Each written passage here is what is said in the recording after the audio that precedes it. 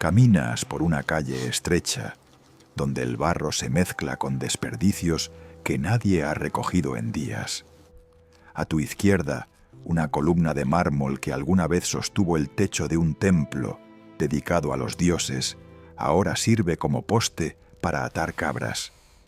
A tu derecha, entre los muros derruidos de lo que fue un palacio senatorial, una familia ha construido una choza de madera y paja. El olor es penetrante. Humo de leña, estiércol de animales, el hedor dulzón de la basura acumulada. Y mientras avanzas, tus pies pisan losas de mármol que hace 1000 años fueron transitadas por emperadores, por generales victoriosos, por los dueños del mundo conocido. Pero ahora esas losas están agrietadas, hundidas, cubiertas de maleza. Y sobre ellas pastan vacas. Estás en Roma, pero no en la Roma que imaginas. Estás en la Roma del siglo XV. Y lo que ves a tu alrededor no es grandeza, es el cadáver de una civilización. ¿Cómo pudo la ciudad más poderosa de la historia convertirse en esto? ¿Cómo pudieron los herederos de Julio César, de Augusto, de Marco Aurelio, terminar viviendo entre ruinas como fantasmas que habitan una casa abandonada? Esta es la historia de Roma en los 1400. Y es una historia que muy pocos conocen.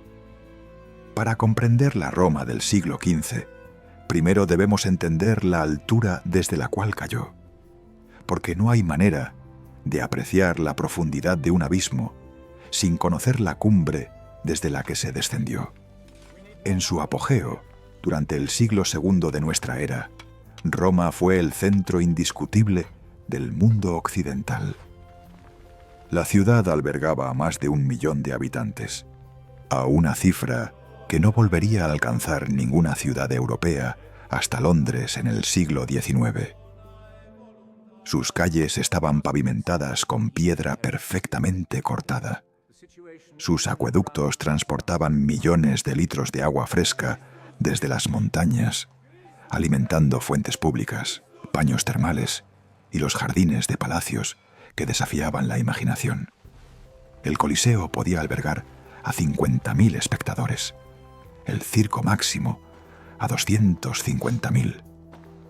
Los templos brillaban con mármol blanco traído de Grecia, con columnas de granito egipcio, con techos recubiertos de bronce dorado que reflejaban el sol mediterráneo. Roma era el corazón de un imperio que se extendía desde las brumas de Britania hasta los desiertos de Arabia, desde las selvas de Germania hasta las arenas del Sahara. Ni todos los caminos llevaban a Roma, porque Roma era el destino de todo lo que el mundo producía. El trigo de Egipto, el aceite de Hispania, los esclavos de todas las tierras conquistadas, el oro de las minas de Dacia. Todo fluía hacia la ciudad eterna. Pero los imperios no caen de un día para otro. Se desmoronan lentamente, como un edificio cuyas vigas van pudriéndose una a una, hasta que un día, sin previo aviso, el techo se desploma. El declive comenzó en el siglo III, con las guerras civiles y las invasiones bárbaras. Continuó en el IV, cuando Constantino trasladó la capital a Constantinopla, dejando a Roma como una ciudad gloriosa, pero ya no central. Se aceleró en el V, cuando los visigodos de Alarico saquearon la ciudad en el año 410, y la primera vez en 800 años que un ejército extranjero entraba en Roma. Y se consolidó cuando el último emperador romano de Occidente, un muchacho de apenas 14 años, llamado Rómulo Augustulo, fue depuesto en el año 476. Pero incluso después de la caída formal del imperio, Roma conservó cierta importancia. Los papas se establecieron como los nuevos señores de la ciudad, herederos espirituales de un poder temporal que ya no existía. Durante la Alta Edad Media, Roma siguió siendo un destino de peregrinación para los cristianos de toda Europa, ansiosos por visitar las tumbas de San Pedro y San Pablo. Carlomagno fue coronado emperador allí en la Navidad del año 800. Los peregrinos llegaban por miles, dejando monedas y ofrendas que mantenían viva una economía básica. Bueno, pero para cuando llegamos al siglo XV, Roma había tocado fondo. Y para entender cómo llegó a ese punto, debemos examinar los 4 pilares de su decadencia. El primer pilar fue el colapso demográfico absoluto. La ciudad que alguna vez albergó a 1 millón de personas ahora contaba con apenas 25.000 habitantes. Algunos historiadores estiman que en los peores momentos del siglo XIV, la población cayó por debajo de los 20.000. Para dimensionar esto, imagina una ciudad del tamaño de Buenos Aires o Ciudad de México, reduciéndose al tamaño de un pueblo pequeño. Las 7 colinas de Roma, que en tiempos imperiales estaban densamente pobladas, ahora eran campos abiertos donde pastaban rebaños de ovejas y cabras. El Foro Romano, el corazón político y comercial del antiguo imperio, era conocido como el Campo Vacino, hasta literalmente el campo de las vacas, porque eso era exactamente lo que había allí. Vacas pastando entre columnas caídas y templos convertidos en establos. El segundo pilar fue la destrucción sistemática del patrimonio antiguo. Durante siglos, los romanos medievales habían tratado los monumentos de sus ancestros no como tesoros que preservar, sino como canteras de materiales de construcción. El mármol de los templos se quemaba en hornos para producir cal. Las estatuas de bronce se fundían para fabricar campanas de iglesia o armas. Los bloques de travertino del Coliseo se extraían para construir palacios para las familias nobles. Las columnas de los templos paganos se reciclaban en las nuevas iglesias cristianas. No había ningún sentido de preservación histórica, ninguna conciencia de que aquellas ruinas representaban algo valioso. Eran simplemente materiales gratuitos esperando ser utilizados. El tercer pilar fue el caos político perpetuo. Roma no tenía un gobierno estable. El Papa era nominalmente el señor de la ciudad, pero durante gran parte de los siglos XIV y XV, los papas ni siquiera estaban en Roma. Desde 1309 hasta 1377, el papado residió en Aviñón, en el sur de Francia, en lo que los italianos llamaron amargamente el cautiverio babilónico.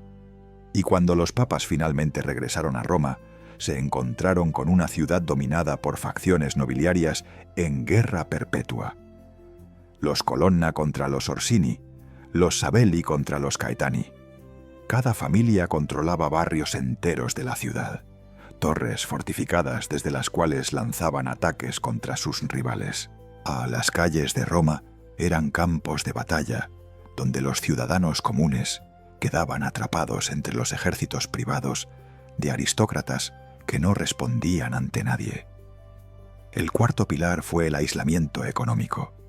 Roma ya no producía nada. No había industria significativa, no había comercio a gran escala, no había agricultura productiva dentro de sus murallas. La ciudad sobrevivía casi exclusivamente de los peregrinos que llegaban a visitar los lugares santos y de los ingresos de la curia papal cuando ésta se dignaba a estar presente. Pero los peregrinos del siglo XV no encontraban una ciudad santa resplandeciente de fe. Encontraban un laberinto de callejones sucios, posadas miserables, bandidos que asaltaban en los caminos y dentro de las propias murallas. Muchos cronistas de la época describen su decepción al llegar a Roma. Esperaban encontrar la ciudad eterna y encontraban un pueblo en ruinas, habitado por mendigos y ladrones. Ahora, acerquémonos al momento exacto que define esta era, el punto de inflexión que nos permite ver con claridad el estado de Roma en los 1400. El año es 1417. El lugar, la ciudad de Constanza, en lo que hoy es el sur de Alemania. Un concilio de la Iglesia Católica acaba de elegir a un nuevo papa, Martín V, poniendo fin al gran cisma de Occidente, ese período de casi 40 años, durante el cual hubo 2 y a veces 3 papas simultáneos reclamando la legitimidad del trono de San Pedro. El cisma había desgarrado a la cristiandad y había hundido a Roma en un abandono casi total. Con los papas peleándose entre sí desde Roma, Aviñón y Pisa, nadie se había ocupado de mantener la ciudad. Cuando Martín V finalmente entró en Roma, en 1420, lo que encontró lo dejó horrorizado. Las iglesias estaban en ruinas. Los techos de las basílicas se habían derrumbado. La Basílica de San Pedro, el templo más sagrado de la cristiandad, estaba en un estado tan lamentable que las misas se celebraban bajo lonas, porque el techo tenía agujeros por los que entraba la lluvia. Los palacios papales del Laterano habían sido saqueados y quemados durante las guerras entre facciones. Lobos merodeaban por las calles de noche, bajando desde los campos circundantes para buscar comida entre la basura. Las murallas aurelianas, esas fortificaciones que habían protegido a Roma durante más de 1000 años, estaban derruidas en múltiples secciones, dejando la ciudad vulnerable a cualquier ejército que quisiera atacarla. Un cronista de la época, Poggio Bracciolini, uno de los primeros humanistas del Renacimiento, dejó un testimonio desgarrador de lo que vio en Roma durante esos años. Escribió sobre cómo caminaba entre las ruinas del Capitolio, donde alguna vez se habían reunido los senadores para gobernar el mundo, y ahora solo veía escombros y maleza. Describió cómo el foro de Trajano, con su columna todavía en pie, estaba rodeado de chozas miserables y montones de basura. Observó cómo los campesinos habían convertido los arcos de triunfo en corrales para cerdos, y reflexionó amargamente sobre la vanidad de las glorias humanas, sobre cómo la ciudad que había conquistado el mundo ahora era conquistada por la hierba y el olvido. Pero Poggio no fue el único testigo de esta devastación. Los peregrinos que llegaban de toda Europa dejaron testimonios similares.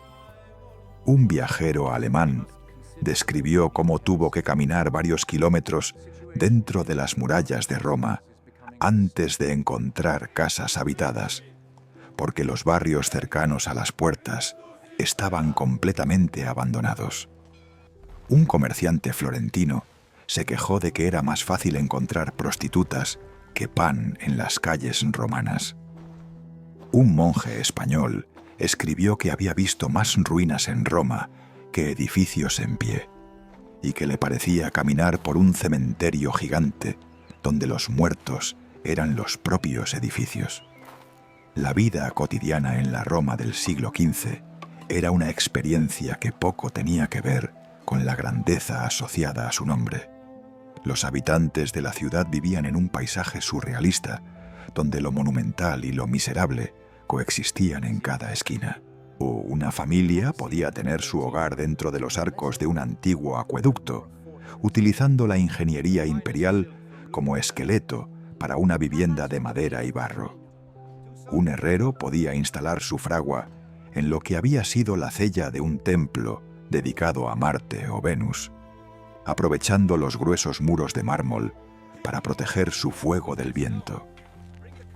Los niños jugaban entre sarcófagos antiguos que habían sido arrastrados desde las catacumbas para servir como abrevaderos para el ganado. El agua, que en tiempos imperiales fluía abundante por 11 grandes acueductos, ahora era un recurso escaso y precioso. Casi todos los acueductos habían sido destruidos o se habían deteriorado más allá de cualquier posibilidad de reparación. Solo uno, el Aqua Virgo, seguía funcionando parcialmente, alimentando algunas fuentes en el centro de la ciudad. El resto de la población dependía del río Tíber, cuyas aguas turbias y contaminadas eran fuente constante de enfermedades. Los romanos del siglo XV bebían del mismo río donde vertían sus desechos, donde lavaban sus ropas, donde arrojaban los cadáveres de animales y a veces de personas. Las enfermedades eran compañeras constantes de la vida romana. La malaria, transmitida por los mosquitos que se reproducían en los pantanos, formados por los acueductos rotos y los sistemas de drenaje colapsados, era endémica. Cada verano traía fiebres que diezmaban a la población ya reducida. La peste bubónica, que había devastado Europa en 1348, regresaba periódicamente en oleadas menores pero igualmente mortíferas. Los romanos vivían en un estado de vulnerabilidad sanitaria permanente, sin médicos competentes, sin hospitales dignos de ese nombre, sin ningún conocimiento real de lo que causaba sus males. La violencia era otra constante. No solo la violencia de las guerras entre facciones nobiliarias, sino también la violencia cotidiana de una sociedad sin ley efectiva. Los bandidos operaban abiertamente, a veces a plena luz del día, robando a peregrinos y mercaderes en los mismos lugares donde siglos antes los legionarios habían marchado en perfecta formación. Los secuestros por rescate eran comunes. Los asesinatos por venganza familiar se consideraban casi normales. Las mujeres no salían solas de sus casas por temor a ser atacadas. Los extranjeros aprendían rápidamente a viajar en grupos armados o no viajar en absoluto. La economía de la ciudad era primitiva en el sentido más literal de la palabra. No había bancos como los que florecían en Florencia o Venecia. No había gremios organizados que garantizaran la calidad de los productos. No había un mercado central regulado. Lo que había era un sistema de trueque mezclado con una economía monetaria débil, donde las monedas antiguas romanas todavía circulaban junto con florines, ducados y una variedad confusa de divisas que hacían el comercio difícil y propenso al fraude. Los artesanos trabajaban en condiciones precarias, produciendo bienes de baja calidad para una población que no podía pagar nada mejor. Los agricultores de las tierras circundantes a menudo preferían vender sus productos en otros mercados antes que arriesgarse a entrar en una ciudad donde podían ser robados antes de completar una sola venta. Pero quizás lo más sorprendente de la Roma del siglo XV era la relación de sus habitantes con las ruinas que los rodeaban. No había nostalgia por el pasado imperial. No había orgullo por la herencia clásica. Para el romano común de esa época, las columnas caídas y los templos derruidos eran simplemente parte del paisaje, tan naturales como las colinas o el río. Nadie se preguntaba quién había construido el Coliseo ni para qué servía. Las leyendas populares atribuían los monumentos a gigantes, a magos, a demonios. El Panteón, ese prodigio de ingeniería cuya cúpula no sería igualada hasta el Renacimiento, era conocido simplemente como la iglesia de Santa María de los Mártires, y pocos de sus visitantes comprendían que estaban parados bajo uno de los mayores logros arquitectónicos de la humanidad. Esta ignorancia sobre el propio pasado comenzó a cambiar precisamente en el siglo XV, y aquí llegamos a la transformación que eventualmente rescataría a Roma de su agonía. El Renacimiento, ese movimiento cultural que estaba floreciendo en Florencia bajo el patrocinio de los Médici, comenzó a extender sus influencias hacia Roma. Los humanistas, esos eruditos obsesionados con recuperar los textos y el conocimiento de la antigüedad clásica, empezaron a llegar a la ciudad no como peregrinos religiosos, sino como arqueólogos avant la lettre. Buscaban manuscritos antiguos en las bibliotecas de los monasterios. Copiaban inscripciones latinas de las lápidas y los monumentos. Dibujaban las ruinas con precisión científica, intentando reconstruir en el papel lo que había existido antes de la destrucción. Poggio Bracciolini, y el mismo cronista que había lamentado el estado de las ruinas, fue también uno de los mayores descubridores de textos clásicos perdidos. En los monasterios de Europa encontró copias olvidadas de obras de Cicerón, Lucrecio, Quintiliano. Estos textos, rescatados del olvido, alimentaron un nuevo interés por Roma, no como ciudad santa del cristianismo, sino como cuna de una civilización que había logrado cosas extraordinarias. Los papas del siglo XV comenzaron a comprender que su prestigio dependía en parte del prestigio de la ciudad que gobernaban. Martín V, aquel papa que había encontrado Roma en ruinas en 1420, inició un programa modesto pero significativo de restauración. Reparó algunas iglesias principales, pavimentó algunas calles, se intentó poner orden en el caos político, sometiendo a las familias nobiliarias. No logró transformar Roma, pero al menos detuvo su caída libre. Sus sucesores continuaron esta labor con energía creciente. Nicolás V, papa entre 1447 y 1455, soñaba con reconstruir Roma como una capital digna de la cristiandad. Encargó proyectos ambiciosos, fundó la Biblioteca Vaticana, trajo a Roma a arquitectos y artistas de toda Italia.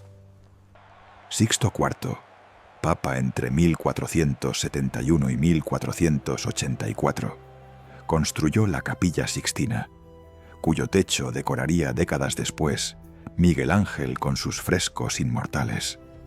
Alejandro VI, el controvertido Papa Borgia, continuó embelleciendo la ciudad mientras sus intrigas políticas escandalizaban a Europa. Ni para finales del siglo XV, Roma estaba comenzando a despertar de su largo sueño de decadencia. La población había crecido hasta superar los 50.000 habitantes. Nuevos palacios se alzaban junto a las ruinas antiguas. Artistas como Botticelli, Perugino y Pinturicchio trabajaban en los muros de las capillas papales. La imprenta, esa invención revolucionaria que había nacido en Alemania a mediados del siglo, llegó a Roma trayendo consigo la posibilidad de difundir el conocimiento como nunca antes. Pero esta transformación no borró las cicatrices del pasado. Más bien las incorporó en una nueva narrativa. Los papas renacentistas no reconstruyeron la Roma imperial. Construyeron algo diferente encima de ella, utilizando los fragmentos del pasado como materia prima para un presente que miraba tanto hacia atrás como hacia adelante. El Vaticano que conocemos hoy, con la Basílica de San Pedro, diseñada por Bramante y completada por Miguel Ángel, surgió de este momento de transición. Las plazas que ahora llenan de turistas comenzaron a tomar forma cuando los urbanistas del Renacimiento tardío decidieron que Roma necesitaba espacios públicos dignos de su historia. Hay ironías profundas en esta historia de decadencia y renacimiento. La Roma que los papas reconstruyeron destruyó a menudo más ruinas antiguas que las que preservó. Para construir la nueva Basílica de San Pedro, demolieron la antigua Basílica Constantiniana que había sobrevivido 1000 años. Para obtener materiales, siguieron saqueando los monumentos clásicos con el mismo entusiasmo que sus predecesores medievales. El Coliseo perdió más piedra durante el Renacimiento que durante toda la Edad Media. La diferencia era que ahora lo hacían con plena conciencia de lo que destruían, lo cual hace su decisión más difícil de perdonar. Otra ironía es que la Roma medieval, esa Roma miserable de vacas pastando en el foro, preservó involuntariamente tesoros que de otro modo se habrían perdido. El Panteón sobrevivió porque fue convertido en iglesia en el siglo VII, lo que lo protegió del saqueo. La columna de Trajano sobrevivió porque se le colocó una estatua de San Pedro en la cima, cristianizándola y por tanto salvándola. Muchos edificios antiguos sobrevivieron precisamente porque fueron ocupados, adaptados, integrados a la vida medieval. Si los romanos del siglo XV hubieran tenido los recursos para demoler y reconstruir en grande, probablemente habríamos perdido mucho más. Calles empedradas, donde ahora pasan autobuses turísticos, en plazas llenas de cafeterías, donde antes pastaban vacas. Monumentos restaurados que hace 600 años estaban cubiertos de hiedra y olvidados. ¿Te suena esto a historia antigua? Cuando caminas hoy por Roma, caminas sobre capas de historia que pocas ciudades del mundo pueden igualar. Bajo tus pies hay ruinas romanas del siglo I. Sobre ellas, cimientos de iglesias medievales. Más arriba, los restos de palacios renacentistas. Y finalmente, la ciudad moderna con sus coches, sus motos, su caos ordenado que tan italiano parece. Cada capa cuenta una historia diferente, pero todas están conectadas. El Coliseo que hoy visitan millones de turistas cada año estuvo a punto de desaparecer completamente. Si el Papa Benedicto XIV no lo hubiera consagrado a los mártires cristianos en el siglo XVIII, probablemente habría sido desmantelado piedra por piedra para construir más palacios barrocos. El foro romano que ahora excavamos cuidadosamente estuvo enterrado bajo metros de tierra y escombros hasta el siglo XIX. Los templos cuyos restos admiramos fueron canteras activas hasta hace relativamente poco tiempo. La Roma del siglo XV nos enseña algo fundamental sobre la fragilidad de la civilización. Los romanos imperiales estaban convencidos de que su ciudad era eterna, que su poder duraría para siempre, que las instituciones que habían construido eran inmortales. Y sin embargo, apenas unos siglos después de su apogeo, sus descendientes vivían entre las ruinas sin siquiera comprender lo que habían perdido. La amnesia histórica fue casi total. El conocimiento técnico que había permitido construir acueductos y cúpulas se había desvanecido. La organización social que había mantenido 1 millón de personas viviendo juntas en relativa armonía había colapsado. Todo lo que parecía permanente resultó ser transitorio. Pero la historia de Roma también nos enseña sobre la capacidad de recuperación. La ciudad que tocó fondo en el siglo XV eventualmente renació, no como una copia del pasado imperial, sino como algo nuevo, algo que incorporaba la herencia clásica, pero la transformaba para nuevos propósitos. Los mismos espacios que habían sido establos volvieron a ser plazas públicas. Los mismos mármoles que habían sido quemados para hacer cal inspiraron a nuevos escultores. El latín que había sido olvidado por las masas fue recuperado por los eruditos y alimentó el nacimiento de las lenguas modernas. Hoy, Roma es una ciudad de casi 3 millones de habitantes, capital de una nación moderna, sede del Vaticano, destino de millones de visitantes cada año. Cuando te sientas en la escalinata de la Plaza de España o lanzas una moneda a la Fontana di Trevi, estás participando en una historia que se extiende por casi 3000 años. Los emperadores caminaron por donde tú caminas. Los papas medievales rezaron donde tú tomas fotografías. Los peregrinos del siglo XV se arrodillaron donde tú comes gelato. Y quizás la lección más importante sea esta: ninguna civilización sobrevive sin esfuerzo consciente. Los romanos del siglo XV no eligieron vivir entre ruinas. Heredaron una situación que siglos de negligencia, violencia y desorganización habían creado. Cada generación que no mantuvo un acueducto, que no reparó una muralla, que no preservó un manuscrito, contribuyó al colapso. Y cada generación que eligió reconstruir, restaurar, recordar, contribuyó al renacimiento. Nosotros también somos herederos de civilizaciones que nos precedieron.